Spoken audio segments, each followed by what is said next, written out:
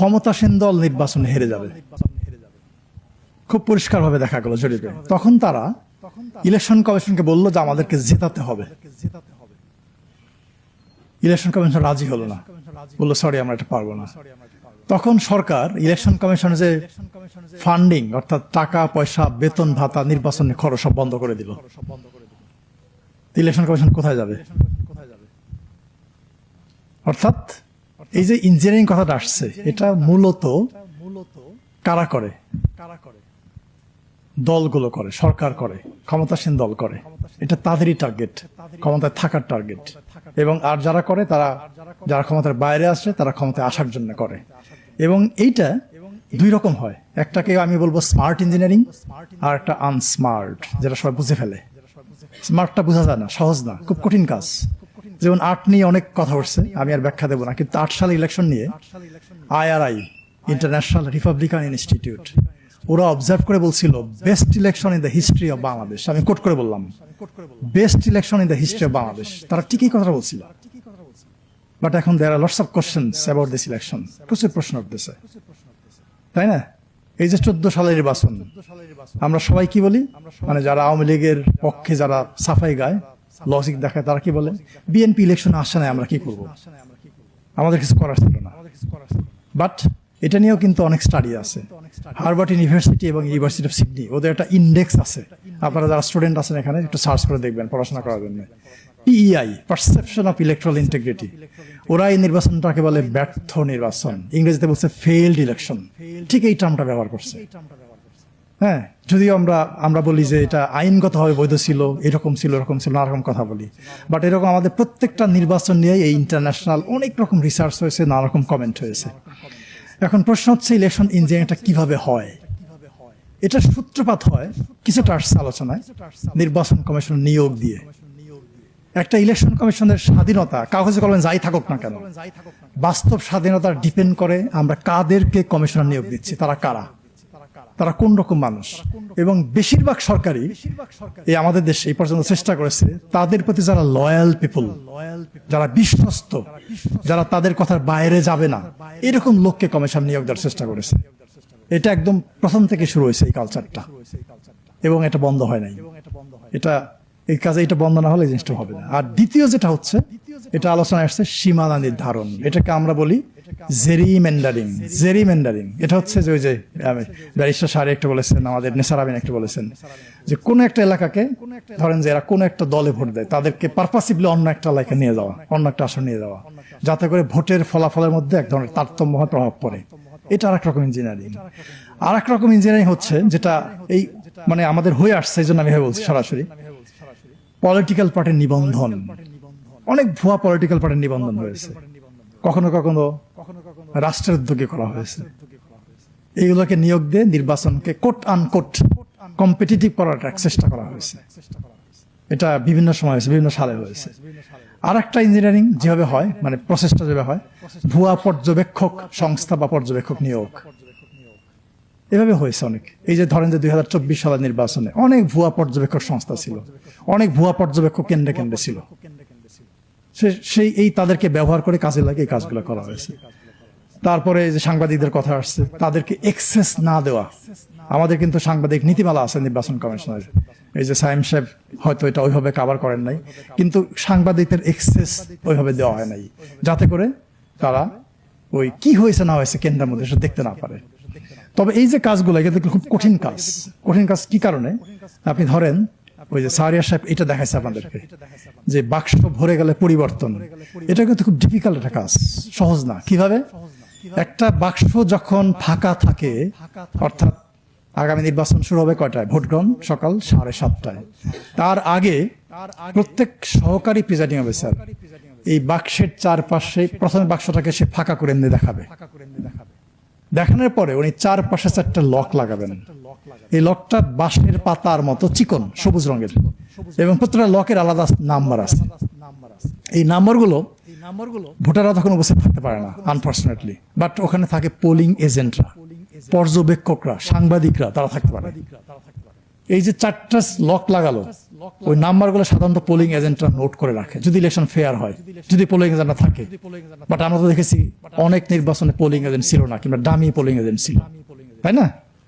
So 4টা লকের number ওনারা লিখে রাখে। তারপরে যখন এই বাক্সটা ভরে যায়, আর একটা লক মাঝখান লাগানো হয়, যেখানে ফাঁকা আপনি যেখান থেকে ব্যালট পেপার ঢোকাচ্ছেন ওখানে লাগানো হয়। তো এই 5টা লকের নাম্বারই পোলিং এজেন্টরা লিখে রাখেন, এবং যেহেতু তারা সারাদিন কেন্দ্রে থাকেন, গণনা করার সময় তারা আবার লকের নাম্বারটা মিলান যে ওই নাম্বারটা আছে কিনা লকের মধ্যে। কাজেই এই কাজটা কিন্তু অত সহজ না। এবং আরেকটা বাক্স যখন দেওয়া হবে তখনও কিন্তু ওই একইভাবে 4টা লক লাগানো হবে সবার সামনে। কিন্তু 2000 মানে যখন ইলেকশনের এই যে ম্যানিপুলেশন হয়, ইঞ্জিনিয়ারিং হয়, তখন আর এই ঘটনাগুলো, এই যে এই প্রসেসটাকে ফলো করা হয় না। যেমন ধরেন যে প্রশ্ন উঠলো যে রাতের বেলায় ভোট হয়েছে 2018 সালে, এবং আমি এবং ব্যারিস্টার তাজরিয়ান দুইজনই জাতীয় নির্বাচন তদন্ত কমিশনের সদস্য। আমাদের প্রতিবেদন এখনো সাবমিট হয় নাই। মানে একটা বড় জিনিস হচ্ছে যে বাংলাদেশে এই যে ইলেকশন ইঞ্জিনিয়ারিং, এটা নিয়ে কিন্তু খুব বেশি স্টাডি হয় নাই। যেটা হয়েছে খুব সারা বাট খুব ওইভাবে যে কোনো রিসার্চ হয় সেই জিনিসটা হয় নাই। বাট তারপরেও আমরা চেষ্টা করেছি যে তদন্ত কমিশনের প্রতিবেদনে এগুলোকে কভার করার জন্য। কিন্তু যেহেতু আমরা প্রতিবেদনটা এখনো সাবমিট করি নাই সরকারের কাছে, এই জন্য এটা নিয়ে আমি ওইভাবে ডিটেল আপনাদেরকে বলতে পারবো না।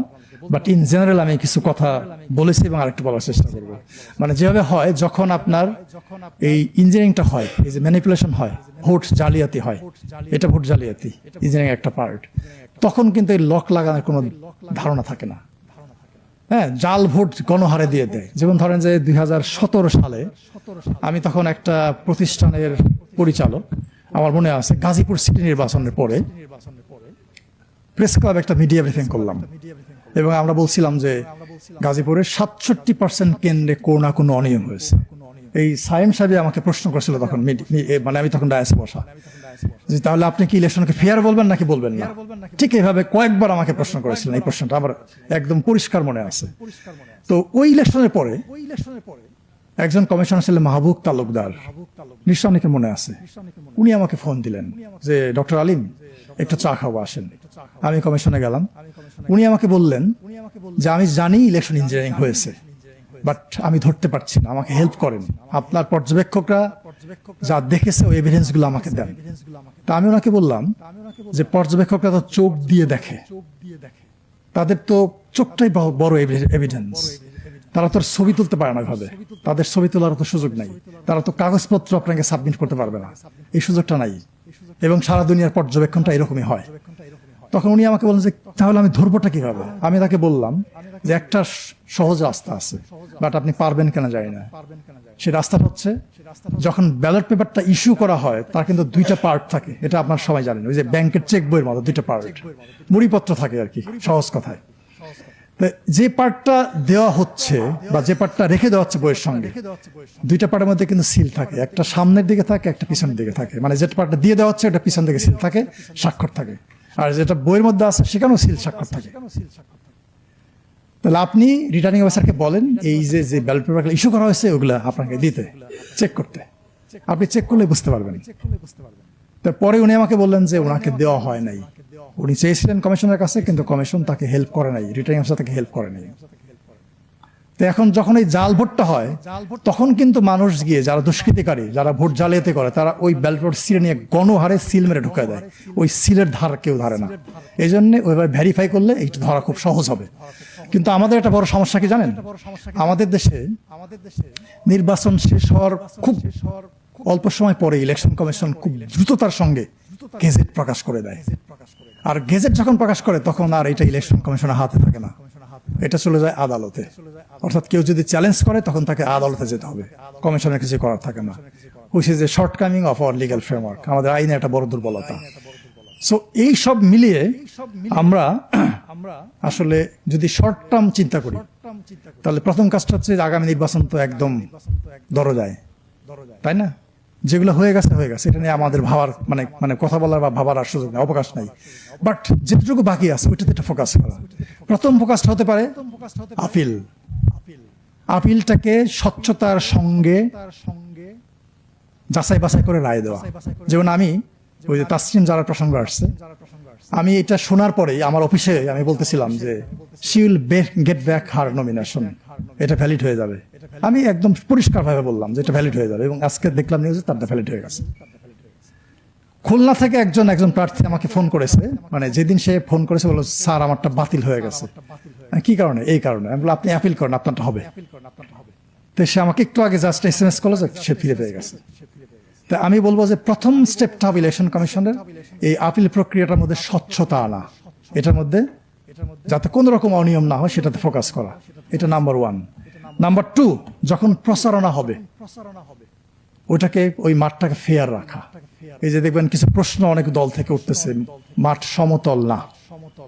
এখন ইলেকশনের মাঠ যদি সমতল না থাকে তাহলে তো খেলাটা হবে না, জমবে না। আপনি একটা দলকে পাহাড়ের উপরে দিয়ে দিলেন, আর একটা দলকে পাহাড়ের নিচে দিয়ে দিলেন। যে উপরে থাকে সে শুধু বল নিয়ে নিচে গোল দিতে থাকবে, আর যে নিচে আসে সে তো গোল দিতে পারবে না, বল নিয়ে উপরে উঠতে পারবে না। এই জন্য মাঠটাকে সমতল রাখা, এই দায়িত্বটাও ইলেকশন কমিশনের। তার যে হ্যান্ডস গুলো আছে তাদের দ্বারা এই কাজটা করে ফেলা। আর 3 হচ্ছে ভোটার উপস্থিতি। এই যে আমাদের সাইম সাহেব বললেন যে ব্যাপক একটা পার্সেন্টেজ, আমি 2 দিন আগে ইলেকশন কমিশন থেকে পরিসংখ্যান নিলাম যে আমাদের 18 থেকে 33 বছর বয়স পর্যন্ত ভোটার কত, 28%। এটা কমিশন থেকে আমাকে বললো যে 28% আছে। 28% ভোটার মানে তো বিরাট ব্যাপার, তাই না? এই যে আপনারা যারা ইয়াং আছেন, হ্যাঁ, এটা আপনারা মনে হয় যে এটা যদি আপনারা ঠিকভাবে ভোট প্রয়োগ করেন তাহলে ইলেকশনের ফলাফল অন্যদিকে চলে যেতে পারে। সো এটা একটা বড় ফ্যাক্টর। আর হচ্ছে ইলেকশনটা আলোচনায় আসছে, ইলেকশন কমিশন একা ইলেকশন করতে পারে না, অসম্ভব ব্যাপার। তার মাত্র 4000 কর্মকর্তা কর্মচারী আছে, আর দরকার হয় প্রায় 10 লাখ সব মিলিয়ে। কাজে যার যে ভূমিকাটা আছে, এই পলিটিক্যাল পার্টি বলেন, গণমাধ্যম বলেন, ভোটার বলেন, নাগরিক সমাজ বলেন, ইভেন ইন্টারন্যাশনাল কমিউনিটি, প্রত্যেকেরই যার রোলটা তাকে প্লে করতে হবে যথাযথভাবে। আচ্ছা, আর একটা হচ্ছে যেটা ইলেকশন কমিশনের সমালোচনা হলো, আমি বলবো যে ইলেকশন কমিশনকে খুব শক্ত ভূমিকায় নামতে হবে, খুবই শক্ত ভূমিকায়। মানে অর্থাৎ ছোট্ট একটা অনিয়ম দেখলেও অনিয়ম দেখার সঙ্গে সঙ্গে অ্যাকশন নিতে হবে। ভারতে আমার মনে আছে 2009 সালে কংগ্রেস ক্ষমতায় ছিল, একটা উপনির্বাচন হচ্ছিল কোন একটা এলাকায়। সালমান খুরশিদ তখন ইউনিয়ন ল মিনিস্টার, উনি গেছেন ওই এলাকায়, ওখানে যায় উনি ক্যাম্পেইন করছেন। ভারতের কোড অফ কন্ডাক্ট অনুযায়ী এইভাবে ক্যাম্পেইন করা যায় না। ইলেকশন কমিশন তাকে একটা নোটিশ দিল, কারণ দর্শাও নোটিশ, কেন আপনি ক্যাম্পেইন করলেন? উনি উত্তর দিলেন না, সালমান খুরশিদ। আর একটা নোটিশ দিল, উত্তর দিলেন না। কমিশন বসে থাকলো না, সে কি করলো? রাষ্ট্রপতির কাছে গেল ইলেকশন কমিশন, যে একজন মন্ত্রী আমাদের কোড অফ কন্ডাক্ট ভায়োলেট করেছে, আমরা অ্যাকশন নেব। হ্যাঁ, আমরা ইচ্ছা করলে নিতে পারি, বাট আপনি কিছু বলবেন কিনা বলেন। তারপরের দিনই সালমান খুরশিদ ইলেকশন কমিশনে এসে এইভাবে হাত জোর করে ক্ষমা চাচ্ছে যে আমি দুঃখিত, আর করবো না, ভুল হয়ে গেছে আমার। ছোট্ট একটা প্রবলেম দেখলে ইলেকশন কমিশন তার বিরুদ্ধে অ্যাকশন নিতে হবে। তাছাড়া এই ছোট ছোট ভুল থেকে বড় বড় ভুল যখন হবে তখন সবকিছু এলোমেলো হয়ে যেতে পারে। আর একটা হচ্ছে পোলিং এজেন্ট। এই যে পলিটিক্যাল পার্টির যে এজেন্ট গুলো থাকবে, প্রত্যেক বুথে, প্রত্যেক ভোট কক্ষে একজন করে এজেন্ট থাকবে, তাদেরকে শক্ত ভূমিকায় অবতীর্ণ হওয়া। অর্থাৎ কোন রকম অনিয়ম হলে সঙ্গে সঙ্গে প্রতিবাদ করা, কমপ্লেন করা, এই যে সোশ্যাল মিডিয়ার কথা আসছে এগুলোতে পাবলিশ করে দেওয়া। আর হচ্ছে পর্যবেক্ষক এবং সাংবাদিক, এখানে তাদের একটা বিশাল দায়িত্ব আছে। পর্যবেক্ষকরা কেন্দ্রে কেন্দ্রে যাবে, গার্ড হিসেবে কাজ করবে, সাংবাদিকরাও তাই গার্ড হিসেবে কাজ করবে। কাজেই তাদের এই গার্ড দেওয়াটা হইতে হবে শক্তিশালী, যাতে করে তারা সবকিছুতে পাহারা দিতে পারে। আর আপনারা যারা আছেন ভোটারদের একটা লিমিটেশন হচ্ছে, এই যদিও আসলে পাহারা দিবেন, কিন্তু পাহারা কিন্তু আপনারা ভোট কেন্দ্রের ভেতরে গিয়ে দিতে পারবেন না। আইনটা হচ্ছে যে ভোট কেন্দ্রের 400 গজের বাইরে থাকতে হবে। আপনি ভোট দেওয়ার জন্য যেতে পারবেন, আবার ফিরে আসতে পারবেন, বাট পাহারাটা আপনার দিতে হবে ভোট কেন্দ্রের 400 গজের যে বাউন্ডারি তার বাইরে। আমার কাছে মনে হয় যে এই কাজগুলো যদি আমরা করি তাহলে আগামী নির্বাচনটা ভালো হতে পারে। বাট একটা নির্বাচন ভালো হলে কি আমরা আমাদের নির্বাচন ব্যবস্থাকে ফিরিয়ে আনতে পারবো? অসম্ভব। ওই যে আমাদের শিহাব সাহেব বললেন যে 2001 সালের নির্বাচন মোটামুটি গ্রহণযোগ্য, তার আগে এখন সিরিজ অফ ইলেকশন ভালো করতে হবে, না হলে আমরা যে তিমিরে ছিলাম সেই তিমিরে থাকবো। এবং এটার জন্য যেটা দরকার সেটা হচ্ছে এই যে এতগুলো সংস্কার কমিশন, আমরা নির্বাচন ব্যবস্থা সংস্কার কমিশন থেকে 250টার মতো সুপারিশ দিয়েছি। 250টার মতো, মানে আইনও তৈরি করে দিয়েছি। ধরেন যে ডেলিমিটেশন বাউন্ডারি, একটা নতুন আইন তৈরি করে দিয়েছি আমরা। নির্বাচন কমিশন নিয়োগ, আমরা একটা আইন তৈরি করে দিয়েছি। কাজে এখন হচ্ছে যে বাংলাদেশটাকে আমরা পেয়েছি, পরিবর্তনের বাংলাদেশ, এই সংস্কারের মাধ্যমে সেই পরিবর্তনটা আনতে হবে, না হলে আমরা যেখানে ছিলাম সেখানে থাকবো। ধন্যবাদ সবাইকে।